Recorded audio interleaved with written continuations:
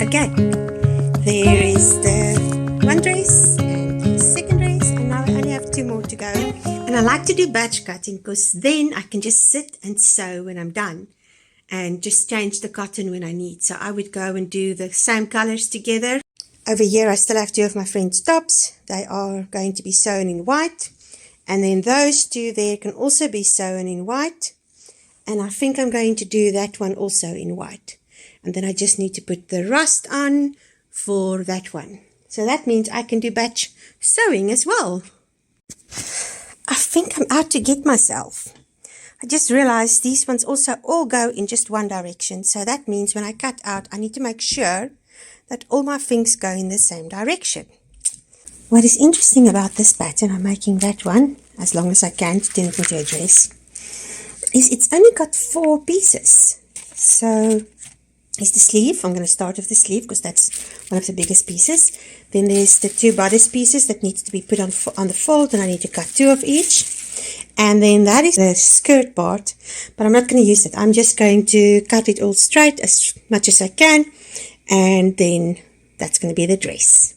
I had a poll over on Instagram and on YouTube to ask which one did you think, the green or the white, to put in the back of this, because I just don't have enough for the back panel.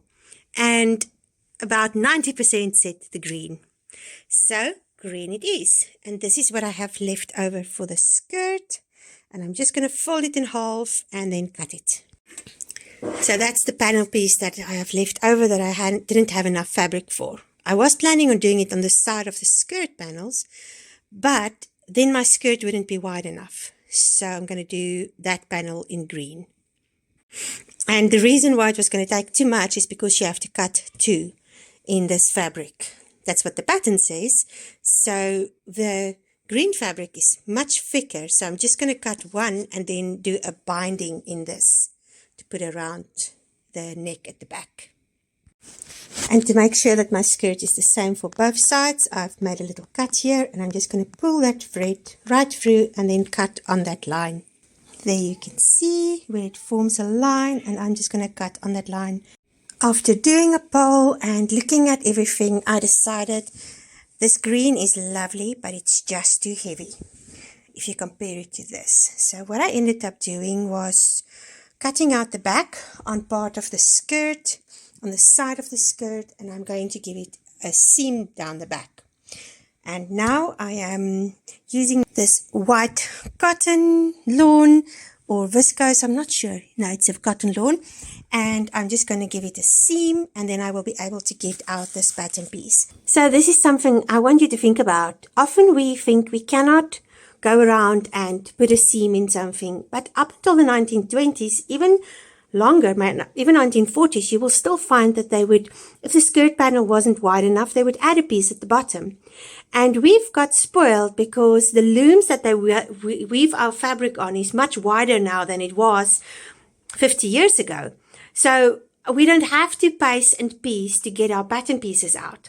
But we also got to a point where it's almost a sin if you do paste and piece to get your pattern pieces out. And I want to challenge us as creators to start getting back to those practices, because then you can use up all your pieces of fabric, and that is something that's so important. We have so much waste as makers that what do you do with all the scraps? And I'm really at that point where I really try to keep my scraps and use them up, because those scraps land in landfills, and fabric, if it's natural fibers, that's one of the reasons I sew with natural fibers, then they do disintegrate. But if it's synthetic fibers, they can stay around for up to 200 and even longer years. And that chemicals that's used to make that fabric leach into our water table. So I've been really careful lately how I use my fabrics and how I use my scraps. Let's talk about Vilene. There's 2 kinds that I love to use.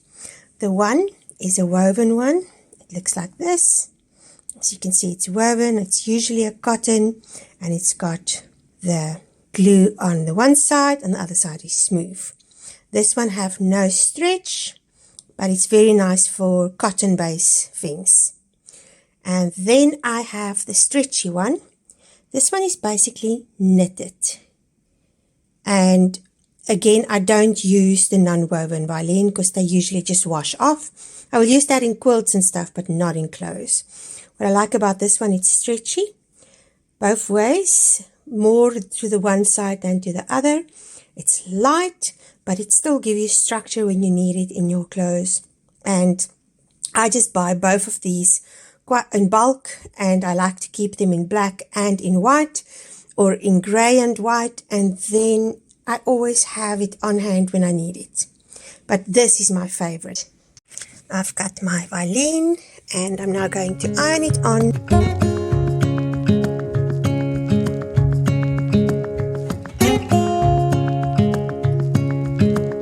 Standing underneath the lights, look into each other's eyes. Tired snowflakes are coming down. Something about batch sewing is that you pin everything and then you do all of the steps that is involved. Like, for example, all my gathering stitches. So I did all the skirt parts, all the sleeve parts. I've done all the gathering stitches. Another thing that works with batch sewing is to do the overlocking. So I've got my lining. My lining is going to be going over the rest. So I'm just going to overlock all the lining pieces because I don't like to fold in the lining. I like to just have it hang over and sew it down. And by doing that, I get all the things out of the way, and then I can move on to the next step. This crushed rayon is actually quite a mission to work with because it keeps on moving. And I want my front bib or bodice piece to stay together when I start sewing. So I am just going to use some basting. The back has a different type of fabric for its lining, so it's not moving as much as the front. So for that reason, I'm just going to baste the front, and I use this quilt basting spray, and it will wash out afterwards. So I'm just going to spray it. It's sticky. And then adhere this. It's done. And now it's much easier to work with this piece that's so floppy and so irritating. And now I can get going on putting the binding on. Because this material is so floppy, I am going to encase the shoulder seams. Encasing is when you take your piece and you fold it over another piece, like this. I call it sandwiching. And that way, this shoulder seam will be a bit more sturdy. If it's not such a floppy fabric, then I might use just the normal way of sewing the shoulder seams. But for this specific fabric, I find encasing work much better. That's done. Now on the corner where the neck's going to be, you cut it out like that. And then when you fold it over, you have that. It's still a bit thick, so I'll go back in and just cut out some of these layers like there. That's better. And then when you turn it around, let's have a look. Yeah, that's better. And there's my encased shoulder seam. I did the sleeves yesterday, and now I can add the skirt to this. This is supposed to get a slit down the front, and there you can see the dot, but I think I'm going to leave it just like that. I actually quite like it just with the round neck, but I'll decide when I have it on. I've pinned the pockets to this side, and I'm going to sew it and overlock. This one, I've done that already, and I've put the gathering stitches. And then that one, I still have to put the gathering stitches at the top. So I think I'm going to do this now, and then put gathering stitches, and then I can gather the skirt to that part, and the skirt to that skirt to the top that's lying there that I still need to iron. Into water when they hit the ground. I hear the sound of empty streets. Yesterday has gone to sleep, so all that's left is you and me. I can promise you're the only thing I see. Hold my hand and hear the words I'm going to pin the bodice and the skirt together. Next step is to sew the bodice to the skirt. I've pinned it. When I sew the bodice to the skirt, I leave the gatherings at the bottom and I put my finger in and make sure it doesn't fold up. I leave them at the bottom because your walking foot, the foot that moves it, those little teeth down there, they move the fabric, and then on the top it just slides through. But with those teeth moving the gathers, your gathers stay in place. So I always like to sew from the smooth side if I have to put gathers in place. I've sewed the bodice to the skirt, and now I need to overlock all the way. So starting on this side with the sleeve, going right through because the sleeve attaches to the skirt part. Oh, this makes me so happy. I know it's not going to stick for long because later on it's getting warm again, but it's snowing and I've been outside. I've walked in the snow. You can't see my footsteps anymore. It was right there. Barefoot, felt it between my toes, loved it, got cold and came back in. So this is the sleeve band, and I cut it on the grain, and then you just gather the sleeve into the sleeve band, pin it all together, and you're done. And that's how it looks like on the inside. And I'm going to stitch 1 millimeter from the edge over there, and then just go all around. And I'm just showing you here.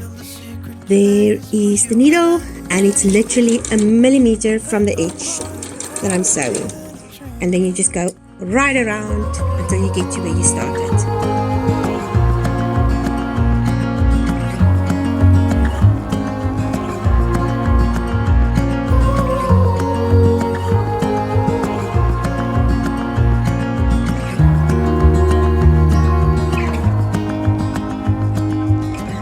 Standing underneath the lights,